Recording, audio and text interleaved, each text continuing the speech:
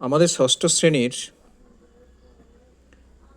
তৃতীয় পর্যায়ক্রমিক মূল্যায়নের যারা ষষ্ঠ শ্রেণীতে পড়ছো, তোমাদের ভূগোলের সাজেশন আমি দিচ্ছি। সাজেশন মানে এগুলো ইম্পর্টেন্ট, গুরুত্বপূর্ণ, এগুলো তোমরা অবশ্যই করবে।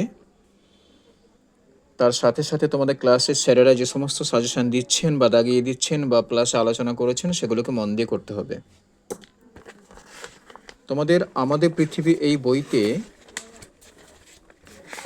আমি তৃতীয় পর্যায়ক্রমিক মূল্যায়নের দিকে তাকিয়ে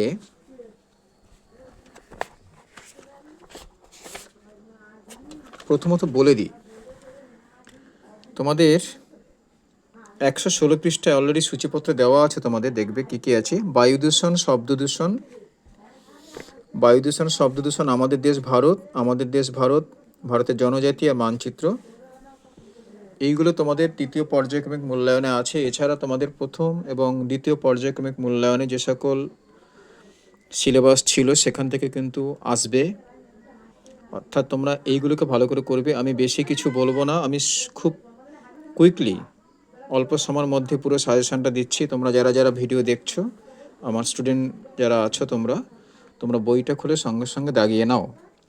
প্রথম চ্যাপ্টার বার করে নাও, বায়ু দূষণ। বায়ু দূষণ চ্যাপ্টারটা 55 পৃষ্ঠায় আছে, 55 পৃষ্ঠা বার করো।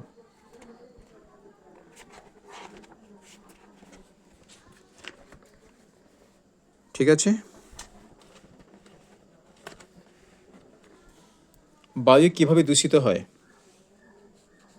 এইটা ভালো করে ফলো করবে। এটা পুরো অ্যান্সার এখান থেকে, এটা পুরোটা লিখতে হবে 55 পৃষ্ঠায়।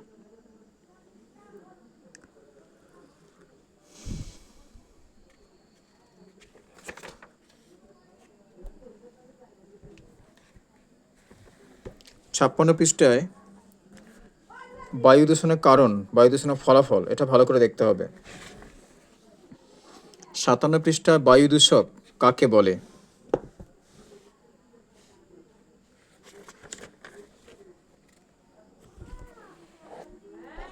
59 পৃষ্ঠায় অ্যাসিড বৃষ্টি কি, এর ক্ষতিকারক প্রভাব কি। বিভিন্ন গ্রিনহাউস গ্যাসগুলির নাম লেখো, এটা হচ্ছে পেজ নাম্বার 59। এটা একটু ভালো করে দেখবে তোমরা। বিভিন্ন গ্রিনহাউস গ্যাসগুলির নাম 59 পৃষ্ঠায়, বা গ্রিনহাউস গ্যাস কাকে বলে, এটা 59 পৃষ্ঠায়। ঠিক আছে।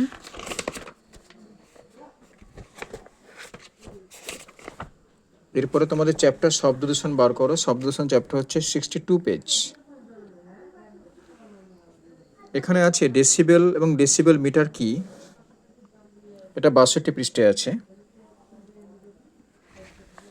কোন শব্দ কত ডেসিবেল, এটা 63 পেজে আছে। শব্দ শুনতে পাওয়া কত ডেসিবেল, কানে কানে কথা বলা, বাড়ির ভিতরে শব্দ, সাধারণ কথাবার্তা, ব্যস্ত রাস্তার যানবাহন, এগুলোকে তোমরা দেখো, ঠিক এদিকে অ্যান্সার দেওয়া আছে। এগুলো একটু ভালো করে ফলো করতে হবে।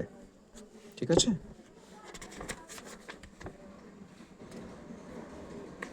এবং 64 পেজে আছে শব্দ দূষণ নিয়ন্ত্রণের উপায়গুলি কি কি, এইগুলোকে ভালো করে দেখবে। এখানে 3টে পয়েন্ট অবশ্যই করবে। তারপরে আমাদের সিলেবাসে আছে আমাদের দেশ ভারত, ভারতে কৃষিকাজ। আমি কৃষিকাজটাকে বার করি।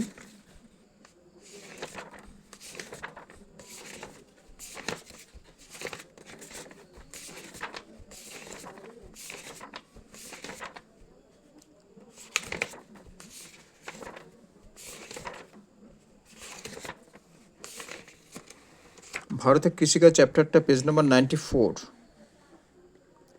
পেজে দেখো, ভারতের কৃষিকাজ আছে।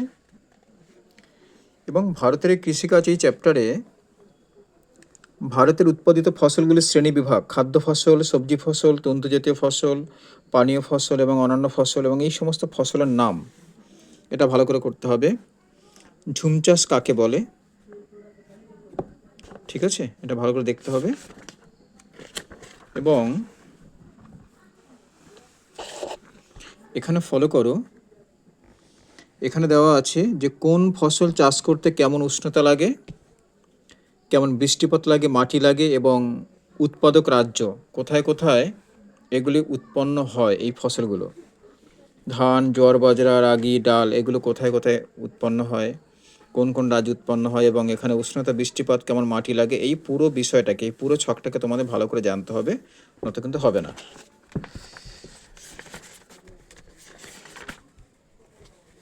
তারপরে তোমাদের যে চ্যাপ্টার আছে ভারতের জনজাতি, জনজাতি চ্যাপ্টারে তোমরা একটু ফলো করো, পেজ নাম্বার হচ্ছে 99। দেখো এখানে আছে আদিবাসী কারা,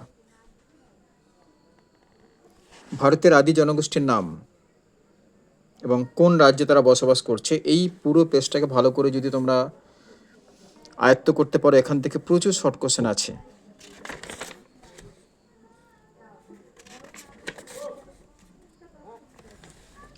এবং এখানে আছে পেজ নাম্বার 102 পেজে ভারতের ধর্মীয় উৎসব কী কী। হিন্দুদের দীপাবলি, হোলি, ইসলামের ঈদ উল ফিতর, খ্রিস্টানদের গুড ফ্রাইডে বড়দিন, জৈনদের মহাবীর জয়ন্তী, বৌদ্ধদের বৌদ্ধ পূর্ণিমা, শিখদের গুরু নানক জয়ন্তী। এই পুরো ভারতের ধর্মীয় উৎসবটাকে তোমাদের ভালো করে জানতে হবে। তারপরে তোমাদের যে চ্যাপ্টারটা আছে মানচিত্র, প্রথমত বলি মানচিত্র বা ম্যাপ কি এটা জানতে হবে। এবং এই মানচিত্র ম্যাপ এই অধ্যায়টাকে জানতে হলে তোমাদের আমাদের অধিকাংশ স্টুডেন্টদের বাড়িতে পশ্চিমবাংলা, ভারতবর্ষ, পৃথিবীর ম্যাপ রয়েছে, তোমরা সেই ম্যাপটাকে একটু দেখে নিও ভালো করে। তো অত ডিটেলসে তোমাদের প্রশ্ন আসবে না, কিন্তু মানচিত্র ম্যাপটা কি, কি কাজে লাগে, এর ব্যবহার কি, সেগুলো তোমাদের একটু ভালো করে জানতে হবে। মানচিত্রের বিভিন্ন ভাগ আছে, প্রাকৃতিক মানচিত্র, রাজনৈতিক মানচিত্র, বিষয়ভিত্তিক মানচিত্র, এগুলো কাকে বলে এগুলো ভালো করে জানতে হবে। মানচিত্র কথাটা, মানচিত্র এই যে বই প্রকাশ করেছেন কে, এটা বই, মানচিত্র কথার অর্থ এই এই শব্দটা কোথা থেকে এসেছে এখানে একটু লেখা আছে। এটা পেজ নাম্বার আছে 104 পৃষ্ঠে আছে, ঠিক এই জায়গাটা। এই জায়গার এই সেন্টেন্স কটা বা বাক্য কটা ভালো করে দেখে নেবে। কার্টোগ্রাফি কাকে বলে, এখানে আছে কার্টোগ্রাফি কাকে বলে, 105 পৃষ্ঠা, এটা একটু ভালো করে ফলো করবে, ঠিক আছে। পেজ নাম্বার 106 আছে, দেখো এখানে ছোট মানচিত্র বা ছোট স্কেল মানচিত্র কাকে বলে, বড় স্কেল মানচিত্র কাকে বলে এবং এগুলো কি কাজে লাগে, ব্যবহারটাকে ভালো করে জানতে হবে। চলে যাও তোমরা পেজ নাম্বার 109, 109 পৃষ্ঠায় ঠিক উপরের দিকে দেখো, প্রচলিত বা প্রথাগত প্রতীক চিহ্ন কি, এটা ভালো করে জানতে হবে, ঠিক আছে। এই হচ্ছে পুরো বিষয়টা। এবং এছাড়া তোমাদের এই সূচিপত্রের এইগুলো ছাড়াও আরও যে সমস্ত অধ্যায়গুলো আছে এগুলো থেকেও তোমাদের কিন্তু প্রশ্ন আসবে। তৃতীয় পর্যায়ক্রম মূল্যায়নে যেগুলো বাকি ছিল সেগুলো তো অবশ্যই করে, তার সঙ্গে সঙ্গে বাকি জিনিসগুলো করবে, যেমন পৃথিবীর আবর্তন, আকাশ ভরা সূর্য তারা, পৃথিবী কি গোল, বরফে ঢাকা মহাদেশ, জলস্থল বাতাস। এই অধ্যায় থেকে কিন্তু অলরেডি সাজেশন আমি এর আগে দিয়েছি, সেই সাজেশনগুলো তোমাদের ভালো করে পড়তে হবে, তার সাথে সাথে কিন্তু এটাকে করতে হবে।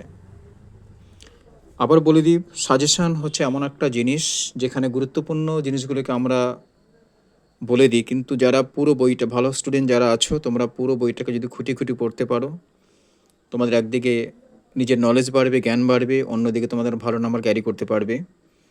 ভালো ছেলেমেয়েরা কিন্তু সাজেশন ওয়াইজ পড়াশোনা করে না, কারণ সাজেশন ওয়াইজ পড়তে গেলে অনেক কিছু গ্যাপিং থেকে যায়, যে নলেজটা আমরা ছেলেমেয়েদের মধ্যে প্রবেশ করাতে পারি না। তাই বলছি, আমি বায়ু দূষণ, শব্দ দূষণ, আমাদের দেশ ভারত, মানচিত্র, এখান থেকে যেগুলো দিয়েছি এগুলো তো তোমরা অবশ্যই করবে, তার সাথে সাথে চেষ্টা করবে বাকি যে অধ্যায়গুলো আছে সেগুলো থেকে বেশি করে করা।